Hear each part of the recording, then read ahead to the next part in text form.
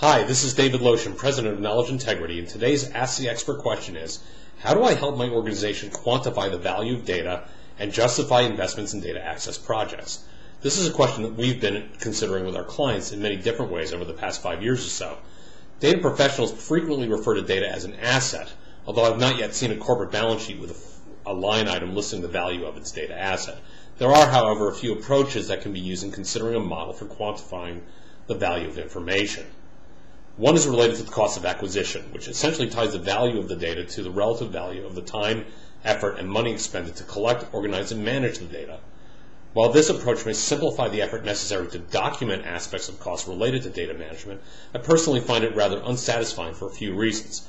First of all, it doesn't distinguish between data critical to many business processes from the data items that are not widely used, nor does it account for variance in the quality of the data.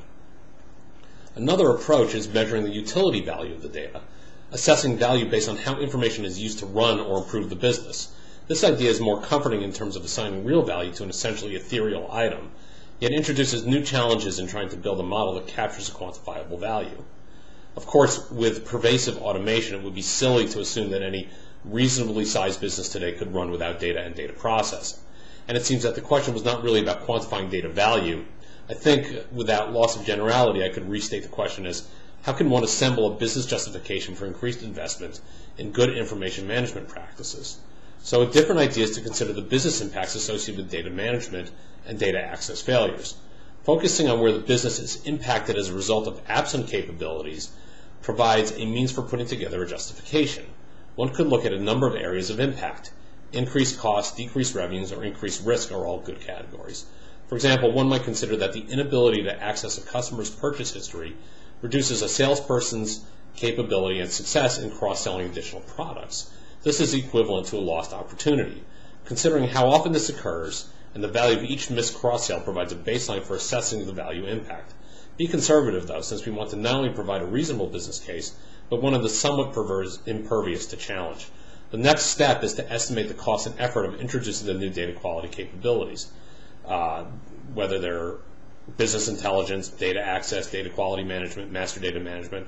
Again, be conservative. The worst approach is to overpromise and underdeliver. Last, compare the scale of the impacts to be incurred by not instituting the new data management capabilities against the scale of the effort to develop and deploy those capabilities and eliminating the incurred impacts.